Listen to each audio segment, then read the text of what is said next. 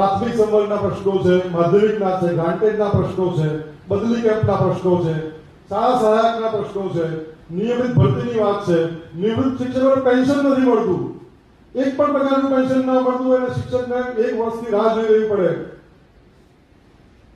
Suspended કર્મચારીને પણ જો અડધો પગાર મળતો હોય તો સમગ્ર જીવન દરમિયાન નિષ્ઠાપૂર્વક નોકરી કરી હોય શિક્ષકને એક પણ પ્રકારનું પેન્શન ના મળે એવી સ્થિતિનું નિર્માણ થયું છે. જે એને શૈક્ષણિક મહાસંઘ વખોડે છે.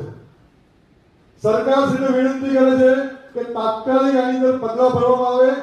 સરકાર જો ઠરાવમાં આવી લખતી હોય કે નિવૃત્ત શિક્ષકોને પ્રાયોરિટી આપીને પેન્શન બાંધવાનું છે અને છેલ્લા ક્રમે જો શિક્ષકો આવે તો સંબંધિત ની ઉપર પગલાં લેવા જોઈએ. અને એક શિક્ષકને તકલીફ પડે છે, એક માતૃશક્તિને તકલીફ પડે છે, નિવૃત્ત થઈ ગયા પછી બીમાર છે, એને પોતાની દવા કરવા માટે પૈસા નથી, એવા શિક્ષકો આપણે જોયેલા છે. છેલ્લા 3-4 દિવસમાં લીક ભરાઈ છે. આપણે એનો સંપર્ક કરવાના છીએ. એમને કોઈ તકલીફ હોય તો આપણે મળવા પણ જવાના છીએ સંગઠન તરીકે.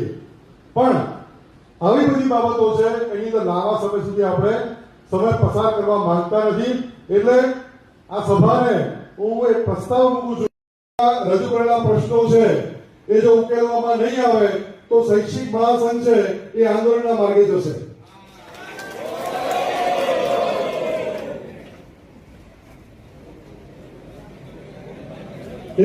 જુલાઈ સુધીનો સમય ઘણો મોટો છે.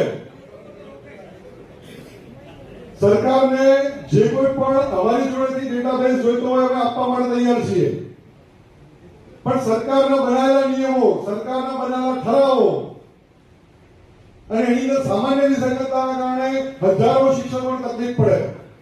1/4/2005 પહેલા જાહેરાત આવી ગઈ હોય, સરકારની ભરતી પ્રક્રિયાના ટેકનિકલ પ્રોબ્લેમના કારણે એમને કોર્ટ કેસના કારણે મોડું થયું.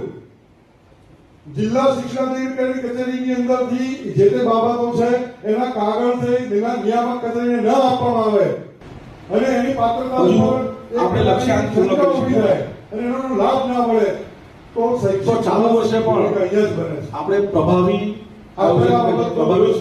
બનાવેલા નિયમનું પાલન પણ ન થાય અને પછી શિક્ષકોને આવી વાત સરકાર સમક્ષ, સમાજ સમક્ષ અને મીડિયા સમક્ષ મૂકવી પડે. આવી એક પ્રકારની સ્થિતિનું જે નિર્માણ થયું છે